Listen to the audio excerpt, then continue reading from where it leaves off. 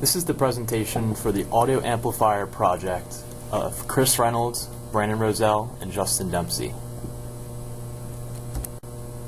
The goals of this project are to construct an audio amplifier with the following parameters.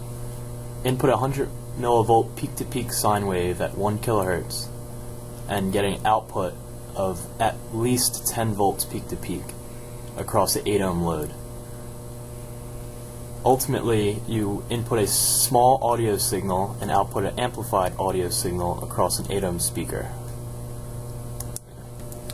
Okay, so now we're going to go take a look, kind of step by step, first at our theoretical design circuit. So first we're going to start off with our preamplifier.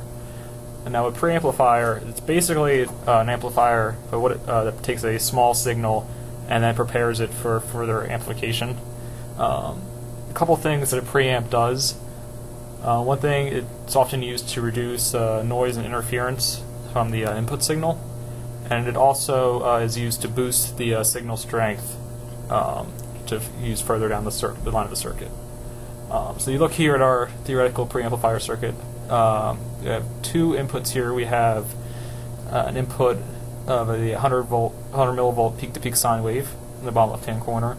And we also have a DC voltage input of 30 volts. So basically a couple things to point out here during looking at this circuit. You can see we have a JFET in the first half and the BJT in the second half of the circuit. Of course, you're looking at it here, RG, 1 mega. We wanted that as pretty much as large as possible to limit the current flowing through the gate of the JFET. Similarly, looking at the base of the BJT, we have the voltage divider of R1 and R2. So basically the point of that was playing around with the values for the voltage divider in order to obtain the voltage and current entering the base and then exiting the BJT that we desired. Eventually, this circuit would produce an open loop gain that I believe we ended up having about 400 for our open loop gain. To finalize the preamplifier circuit, we added the feedback resistor, which is labeled as RS1 and the right side of the image. So that creates a closed loop system, and the goal was to achieve a closed loop gain of about 100, and we were able to meet that mark. Okay, so then now we're looking at the second half of our amplifier circuit, which involves a source follower initially, followed by the power stage. For the source follower circuit, we used a MOSFET. And the whole idea of the source follower in this stage of our amplifier is to help increase the gain a little bit and also increase the peak-to-peak voltage output. Moving on to the power stage, you can see we have a class AB amplifier with a VBE multiplier which was used to bias the circuit. So looking at the VBE multiplier here, we took resistors R7 and R8 using a pot resistor. We varied those values in order to control the current entering the Darlington transistors. So basically, just changing R7 and R8 in order to obtain the ideal current coming out of the Darlingtons. At the end, of course, you see the 8 ohm load attached, so that's where we would attach the speaker at the end of our presentation when we're ready to present. Okay, so now we're looking at the whole entire schematic for our audio amplifier, including the preamplifier, the source follower, and the power stage. So basically, we were able to simulate this, and if you look at the next slide, here is our simulated output. As you can see, we achieved a sine wave. Looking at this here, It looks as about approximately 14 volts peak to peak. Of course, the initial goal and scope of the project asked for a 10 volt peak to peak output. So you can see here we met and surpassed that goal. Ends up being a gain of about 140 based off an 100 millivolt peak to peak input signal. So after completing the theoretical circuit in piece-by simulation, we decided to build that actual circuit, and upon building the theoretical circuit, we came across some issues with our output, so we decided to do some modifications with some of our values. So as you can see in this circuit, we specifically modified C2, R1, and R2 in order to get a base voltage going into the BJT of about 2 volts. And upon modifying those values, we also had to adjust the value of RE in order to get the same voltage coming out on Vout. We also added a variable resistor for RS1, which allowed us to manually adjust the gain simply by adjusting that resistor. Also, the Vout2 is just the signal that's going into the source follower.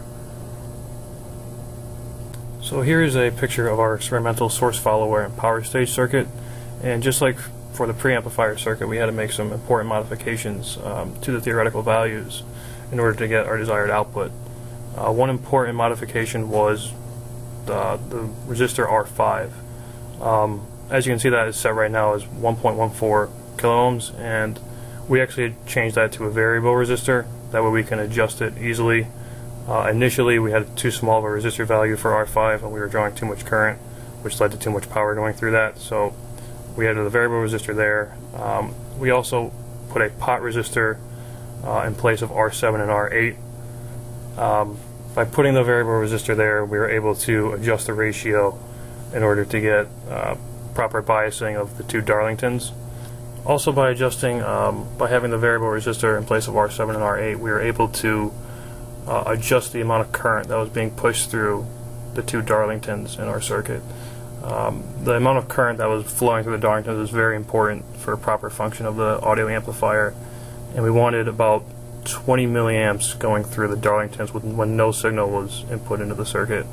So by putting that variable resistor in place of R7 and R8, we were able to adjust the ratio until we actually saw about 20 milliamps going through the two Darlingtons. That also helped prevent thermal runaway, which is another important prevention for this circuit. So here you can see the entire schematic of the experimental audio amplifier circuit. No components were added or subtracted to the entire schematic, but some of the values were changed, some drastically, some not so drastically, in order to get the desired output.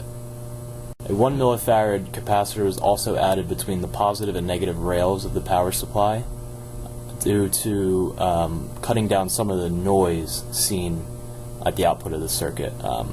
Due to using a breadboard and jumper wires to connect components, a large amount of parasitic capacitance was seen, and by adding that capacitance, it was able to cut down on the overall noise coming out of the output.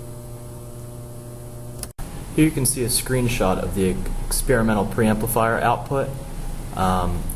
It shows a 13 volt peak-to-peak sine wave, which is sufficient enough to power the source follower MOSFET. Okay, so here you can see a photo of our final output waveform coming across the 8 ohm load resistor. As you can see, we have about 11 volt here peak to peak clean sine wave with no noise and distortion. Of course, the goal of the project was to achieve a 10 volt peak to peak output. So as you can see, we've met that goal.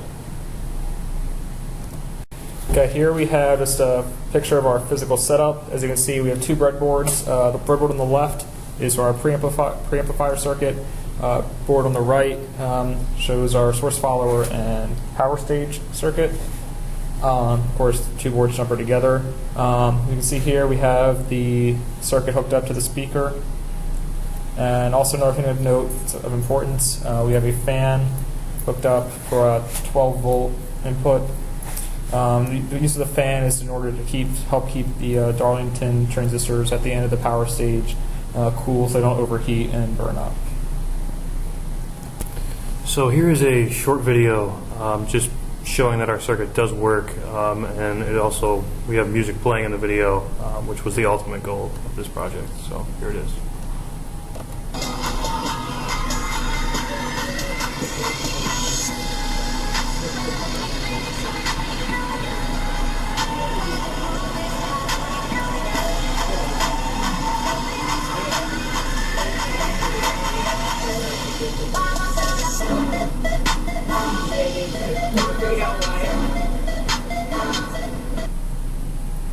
Thank you for watching this presentation. Ciao.